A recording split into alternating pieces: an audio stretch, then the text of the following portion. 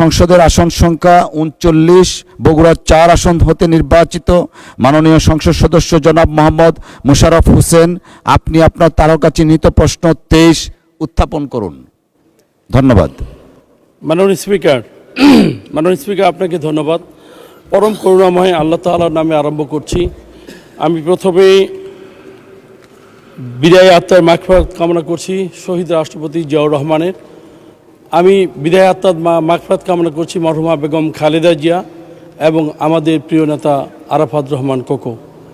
আমি ধন্যবাদ জানাই যিনি এই মহান সংসদে টানা দ্বিতীয়বারের মতো আমাকে সংসদ সদস্য হিসাবে মনোনীত করে এই সংসদে নিয়ে এসেছেন এবং আমাকে মনোনয়ন দিয়েছেন সেই মাননীয় প্রধানমন্ত্রী, বগুড়ার কৃতি সন্তান, আমাদের সারা বাংলাদেশের অহংকার এবং আজকের যেই পার্লামেন্টের যিনি নেতৃত্ব দিচ্ছেন সেই প্রিয় প্রধানমন্ত্রী জনাব তারেক রহমানকে আমি ধন্যবাদ জানাই।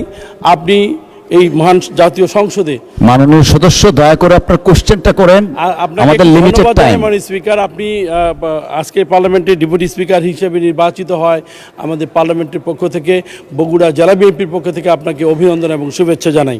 সেই সঙ্গে আমি শুধু এইটুকু বলতে চাই মাননীয় স্পিকার, আপনি জানেন যে বগুড়া একটি অবহেলিত নাম, অবহেলিত জনপদ। বগুড়াকে সবচাইতে ক্ষতবিক্ষত করা হয়েছে, বগুড়ার উন্নয়নে সবচাইতে বঞ্চিত হয়েছে বগুড়া।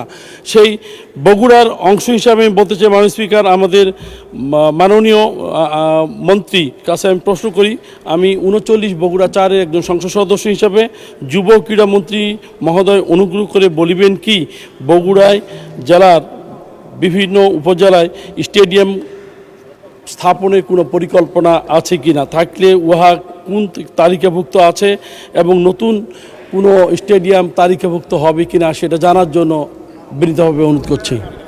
মাননীয় সংসদ সদস্য, আপনার কোনো সম্পূরক প্রশ্ন থাকলে করতে পারেন।